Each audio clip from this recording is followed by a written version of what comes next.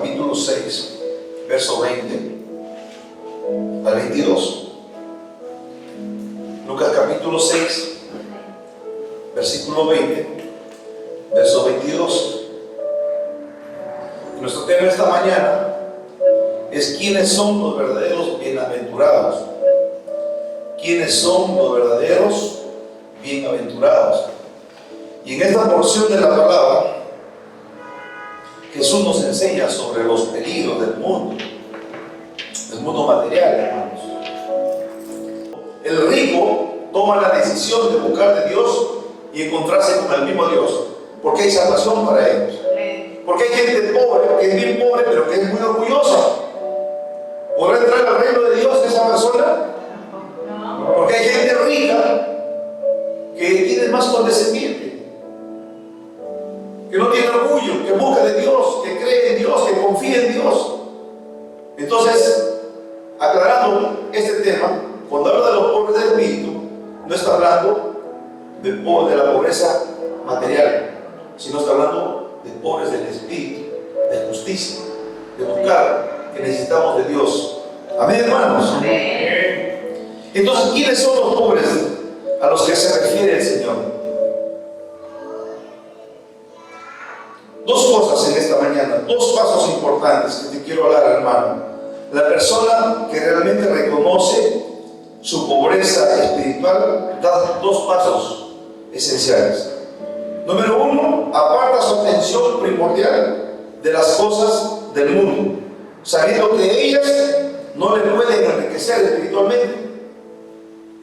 Todos los que nos llegamos al Señor, nos apartamos de lo que antes nos motivaba, nos promovía en nuestra vida, que eran las cosas del mundo, las cosas materiales, las cosas que nos hacían feliz, de tener un carro, de tener una casa, y que estaban por encima de las cosas de Dios. Y de lo que nos está hablando el Señor son de las cosas espirituales. Amén. El segundo paso es que no se vuelve su atención primordialmente hacia Dios y su reino, sabiendo que solamente Él puede dar riqueza espiritual. ¿Y cuántos saben que el Señor nos ha dado una riqueza espiritual? Amén. Miren lo que dice Efesios capítulo 1, el verso 3.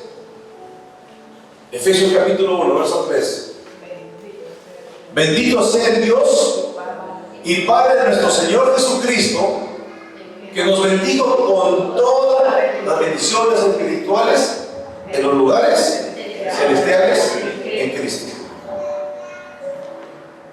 Dice que estamos sentados nosotros con todas las bendiciones espirituales. Entonces, cuando habla de la pobreza espiritual, ¿quiénes son aquellos?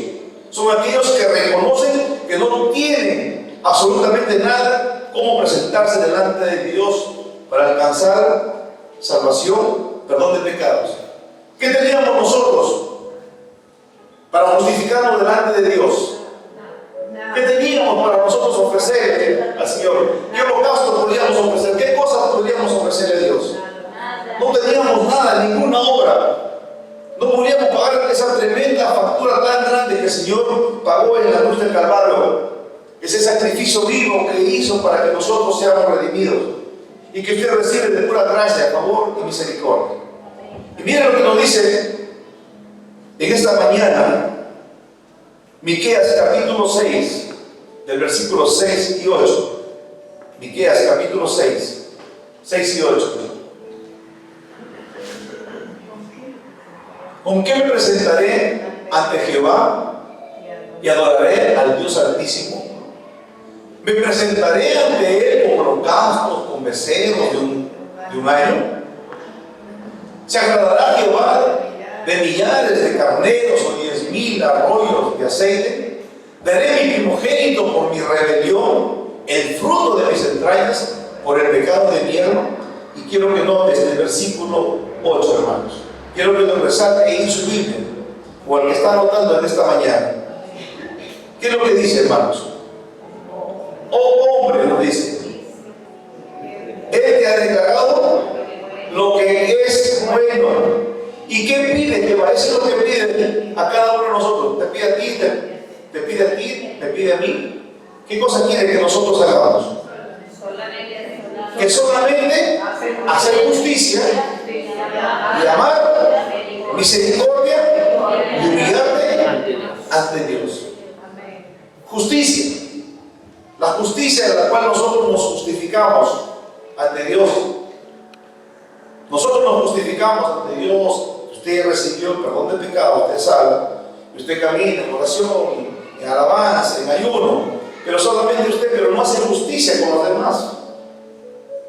Esa es la justicia de Dios, hacer justicia con tu prójimo, con tu hermano. Y cuando habla nos dice, y amar y misericordia. Tenemos que tener amor y misericordia por tu hermano, por tu hermana, por tu prójimo. De eso nos está hablando el Señor. ¿Qué exige el Señor de nosotros?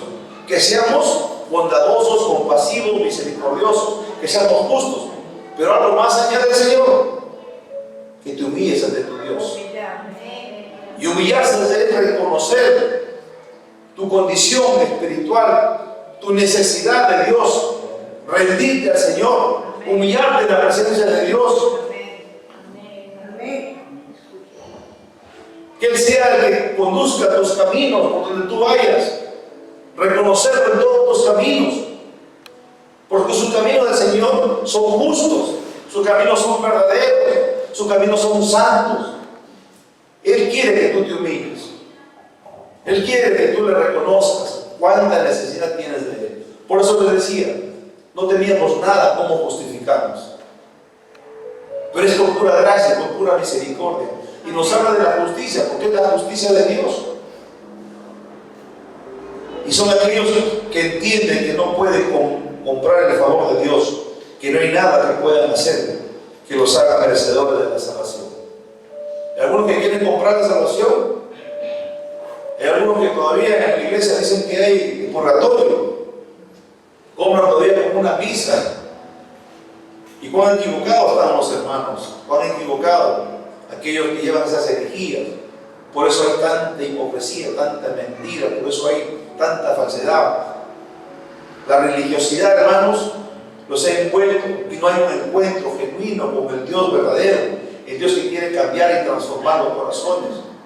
Ese Dios que quiere que tú te alines con Él y que veas la gloria del Señor. ¿Qué nos dice Marcos capítulo 8, verso 37?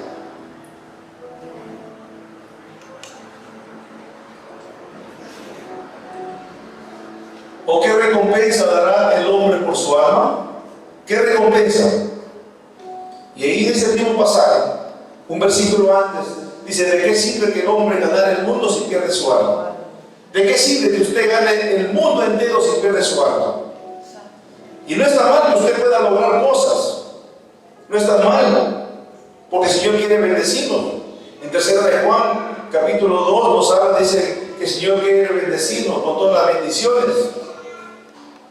Quiere darnos salud, así como prospera nuestro alma. Pero lo primero que el Señor quiere es que nosotros, ¿qué tiene que prosperar a nosotros? Nuestra alma. Por eso quiere su palabra, buscar el reino de Dios y su justicia. Siempre está hablando de la justicia de Dios. Y el resto vendrá por añadidura. Pero muchos han puesto el mundo puesto en sus posesiones, en su dinero, en sus títulos, en la vanagloria del mundo. Por eso el status quo, todos quieren estar en ese status quo de la sociedad.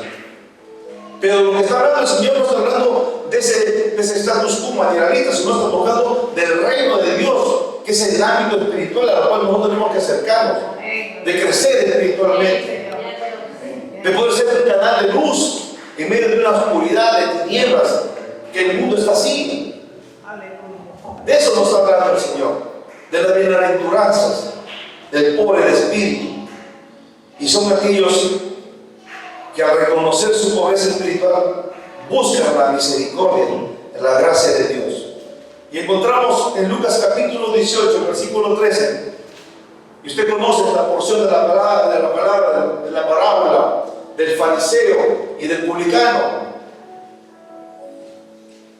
Del fariseo que menosprecia al otro. Dice que los dos van al lugar de oración, van al templo a orar. Y el fariseo se manifiesta orando en sí mismo. Señor, yo no soy como ellos, Señor. Yo no soy como este hombre que es pecador. Que yo ayuno, que yo doy el diezmo.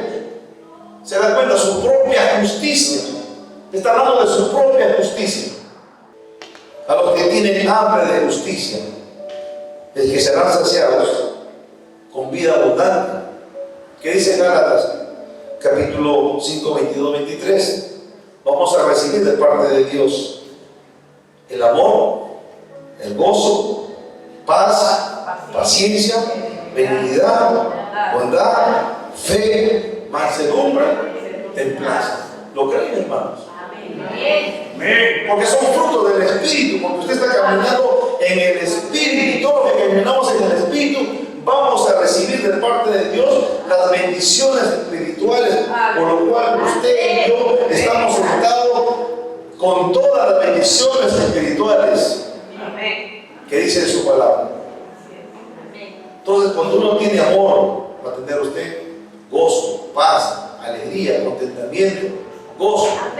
Usted va a ser benigno, amable, va a estar radiante. Esa es la bendición que el Señor quiere darnos a los que buscan, a los que tienen hambre de justicia. Número 3, los que lloran, porque ellos reirán, hermanos. Lucas capítulo 6, versículo 21. Dice: bienaventurados los que ahora lloráis, porque reiréis. Seguramente nos podemos preguntar, ¿quién puede ser dichoso por llorar, hermanos? Aquellos que lloran por causa de su pecado, aquellos que tienen dolor en su corazón porque le han fallado al Señor, que le han ofendido a Dios. Estos serán consolados, estos reirán.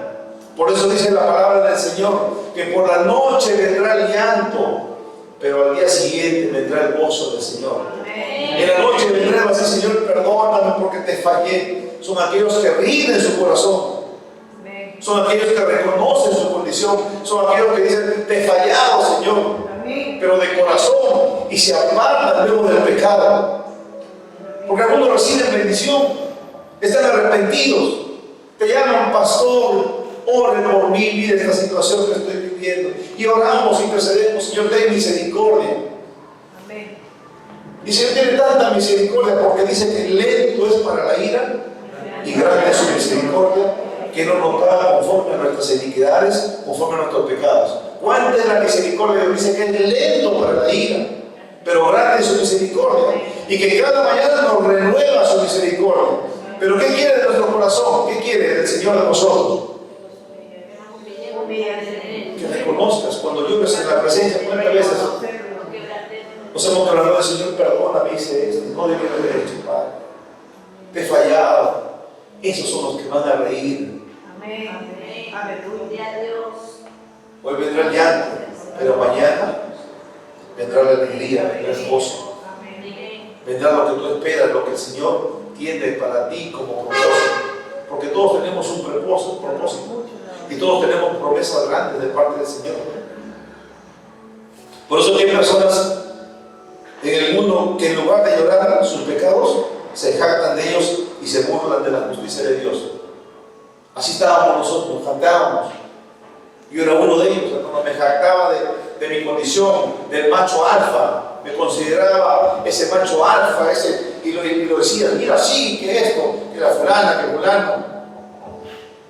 Así es, hermanos, ese es el mundo. Se burlan del Señor. Pero ¿qué dice la palabra del Señor? El Salmo 73, 8, 9. Aquellos que se jactan. Porque hay todavía cristianos que se jactan todavía de las cosas del mundo, hermano. Todavía se jactan, todavía dicen: no. Pero el Señor dice: todo es ilícito. Momentito.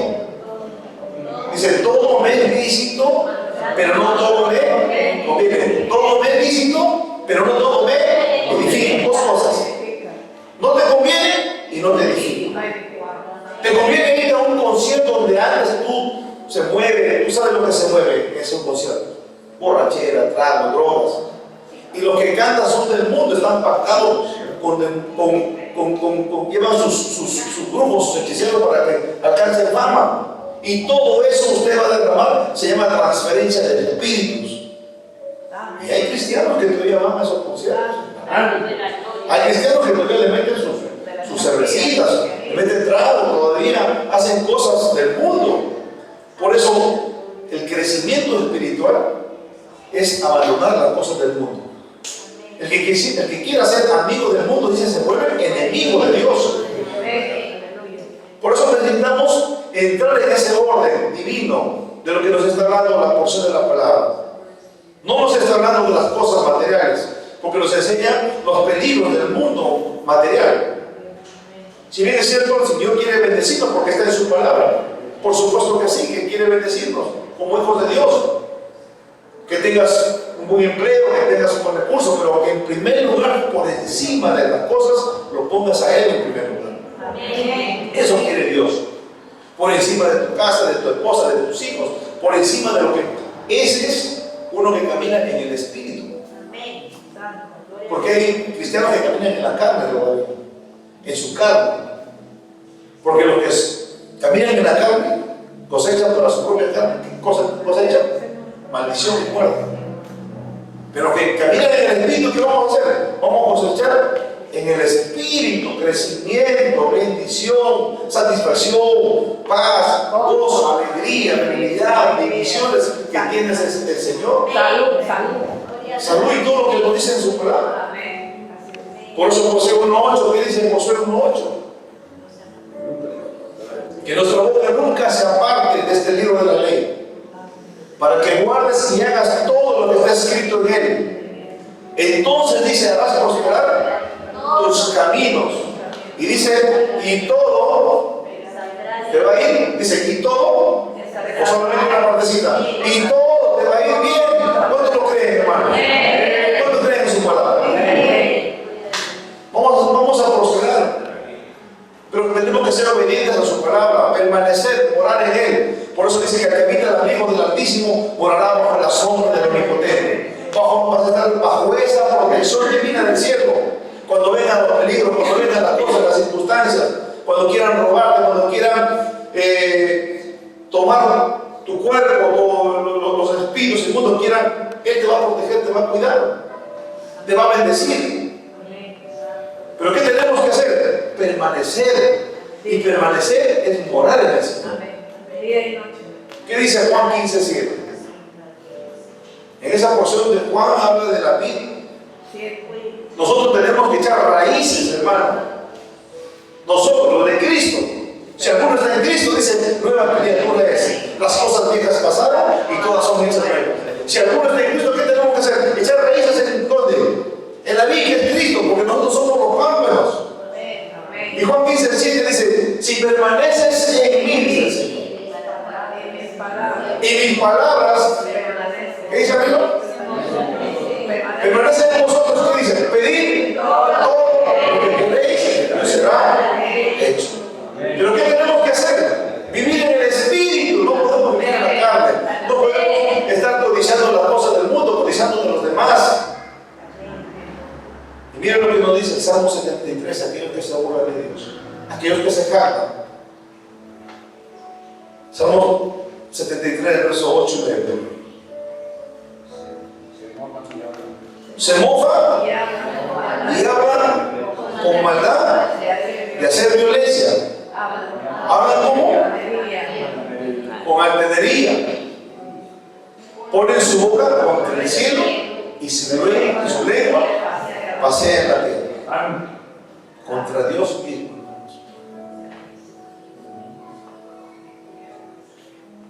Para otros, el pecado es una diversión y se deleitan en él, se gozan, se deleitan, sienten una satisfacción, un placer en el pecado, en la inmundicia, hermanos.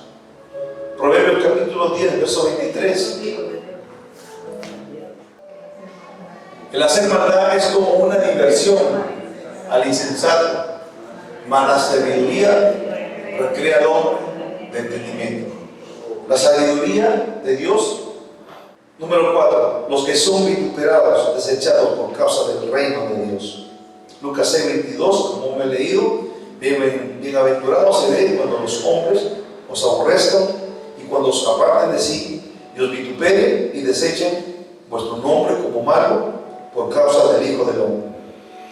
Por eso, bienaventurados los cristianos que sin temor, cada uno de nosotros, que sin temor de las burlas, del menosprecio que muchas veces recibimos, hermanos, porque cuando hablamos la palabra nos menosprecian, se burlan de nosotros. Entonces ahí están los aleluyas. Nos maltratan, a veces nos quieren golpear. He visto evangelistas cuando están predicando, van y nos golpean, menosprecian la palabra. Por eso dice bienaventurados, felices, que vas a tener bienestar, que vas a tener bendición. Que se burlan del menosprecio, que pasan desapercibidos en el mundo, sino que se dan a conocer como hijos de Dios en medio de la maldad. Filipenses capítulo 2, verso 15. Y aquí el apóstol Pablo habla una gran verdad, hermanos. Como un hijo de Dios, un verdadero hijo de Dios, tiene que caminar y tiene que ser luz en medio de una generación maligna y perversa. En medio de esa generación, usted sale afuera, ¿usted con qué se encuentra? Con la hipocresía, la mentira, la maldad, la violencia, los celos, la envidia, la contienda, quiere de lo suyo, es decir, la disensión. Usted está en un trabajo y lo pone en una condición, está en una posición, se lo quiere bajar. Pero Pablo dice, nosotros los que somos luz, ¿cómo tenemos que andar? Para que sean, dice, que tenemos que ser irreprensibles y sencillos, hijos de Dios, sin mancha, en medio de una generación maligna, perversa, en medio de lo cual resplandecéis como luminares en el mundo. ¿Qué vamos a hacer? Vamos a ser luminares. Pero dice el Señor, dice, tenemos que ser, ¿qué cosa? Irreprensibles. ¿Qué tenemos que ser? Humildes, sin mancha. Porque si usted quiere ser luz en medio de esa generación maligna o ese lugar donde se mueve la maldad, y usted tiene y no vive conforme a la palabra, usted no puede ser luz. Usted va a ser tropiezo, va a decir, pues prefiero mejor. Prefiero seguir igual que ver a este varón. Como muchos me han dicho, pero mira, el hermano tal está así, ¿cómo voy a...? Sí, pues hermano, le digo, hay de todo, le digo. Hay de todo. Entonces, ¿qué tenemos que hacer? Luminares, alumbrar en medio de la oscuridad, en medio de las tinieblas, en medio de lo que se mueve en el mundo. Y cuando usted es un hombre de luz, un canal de bendición para ellos, por su propio testimonio se van a convertir. Van a venir a los pies de Cristo, le van a pedir un consejo, le van a pedir una oración, le van a decir cómo quisiera tener lo que tú tienes, pero ¿qué has hecho? Como me encuentro con muchos amigos de mi promoción, del colegio, muchos me dicen, Carlos, nos vemos de cuántos años, hermano, qué gusto de verte. Creo que tú has pactado con el diablo, me dice, y ahí aprovecho, hermano. Digo, el Señor reprende. Digo, ¿tú sabes qué dice la Biblia? Y ahí le comienzo a predicar. La Biblia dice que el Señor se hace de bien nuestra boca de manera que rejuvenece como las águilas. ¿Te das cuenta? Pero el enemigo, lo que tú me dices, cuando haces pacto con el diablo, también él vino a matar, a robar, a destruir. Te destruye tu familia, tu matrimonio, tus hijos, tus finanzas, tus recursos. Te envejeces. Estás enfermo, pero en Dios no. Dios tenemos vida en abundancia. Tenemos plenitud de Él. Por eso que el Señor, aprovechamos la oportunidad. Entonces cuando te ven, dicen, te veo distinto, cambiado, te veo diferente, Carlos, ya no eres el... Claro, le digo, porque el Señor cambia y transforma. Él es el único que puede cambiarnos, puede transformar nuestros pensamientos, tu mente, tu corazón. Aquellos que nos han conocido en el mundo, que lo que hemos hecho, se sorprende, se admiran. Y así pasó con un hermano que está acá, mi hermano Alejandro, se encontró con una que era mi secretaria cuando tenía la empresa. Y cuando le dijo, yo conozco a mi pastor Carlos Paredes. Claro, pero ese hombre era así, claro, me conocía a mi secretaria, conocía todas mis cosas personales. Pero ¿cómo pueden ser pastores, no? Claro, para los ojos de ellos. Ellos creen todavía que estamos en la maldad, en las cosas que hacíamos antes. Pero tenemos un Dios que cambia y transforma. Tenemos un Dios que nos hace libres de toda cárcel, de toda cautividad, de toda opresión en la cual estamos, en el fango, en la oscuridad de las tinieblas. Ese es el Dios que le servimos, hermanos. Ese es el Dios vivo que tenemos, que no ha cambiado, sigue siendo el mismo Dios de ayer, de hoy y de siempre, que sigue salvando, que sigue reconciliando, que sigue liberando, que sigue restaurando al cautivo, al oprimido. Porque así estamos, yo estaba oprimido, cautivo por el enemigo, estaba encarcelado, hasta que llegó la luz de Jesús y resplandeció mi mente, que estaba entenebrecida, y me abrió la venda que tenía. Y ahora uno camina con la mente de Cristo, y para renovar la mente de Cristo, ¿qué necesitamos? Necesitamos renovar nuestro entendimiento, necesitamos renovar nuestra mente. Amén, hermanos. Amén. Y termino. Bienaventurados los que son vituperados, menospreciados por no vivir conforme al mundo, sino haber decidido vivir para el Señor. Bienaventurados los que se atreven a ser la sal de la tierra en lugar de ser azúcar para el mundo. De estar en ese coqueteo de ser ese azúcar, que quieren hacer con nosotros lo mismo que hacen ellos. Es decir, agradables para todos los que eligen ser luz y no seguir las tinieblas. Mateo 5, 13 y 14, aquí termino, hermanos, para poder orar y darle gracias al Señor por este hermoso tiempo. Mateo 5, capítulo 13, verso 14. Vosotros sois, ¿qué cosa? Somos vosotros, yo soy la sal de la tierra. Pero si la sal se desvaneciere, ¿con qué será salada? No sirve más para nada, sino para echar fuera y hollada por los hombres. Y verso 14. Vosotros sois, ¿qué somos? Nosotros somos la luz del mundo. Una ciudad sentada sobre un monte no se puede esconder. Por eso Jesús dijo en su palabra: los que me siguen no andarán en oscuridad, porque nosotros, ¿qué somos? Hijos de luz. Y la luz brilla en nosotros. Donde vayamos, brillamos. Donde vayamos, nos ven y dicen: algo tienen estos. Llegas a un lugar y la luz entra en ese restaurante y tú llegas y se llenó. De repente dices: ¿pero qué pasó? Se llenó y se llenó. Porque usted porta la luz, porta la presencia de esa luz que es Jesús. Amén, hermano. Somos luz. Somos la sal de este mundo. A su nombre, iglesia. Somos luz en medio de esta generación maligna y perversa, hermanos. Tenemos que ser canal de bendición. Tenemos que dar testimonio, hermanos, de lo que el Señor ha hecho por nosotros. Usted tiene que decir: ¿qué hizo por ti el Señor? Y usted ha recibido el milagro más hermoso, que está por encima de la sanidad y cualquier, que es la salvación. Es una gracia a favor de Dios, inmerecido, de la cual usted toma de su plenitud, dice la palabra, gracia sobre gracia, a favor tras favor, inmerecido, porque no lo merecíamos, pero la gracia, la misericordia de Dios, usted toma esa plenitud.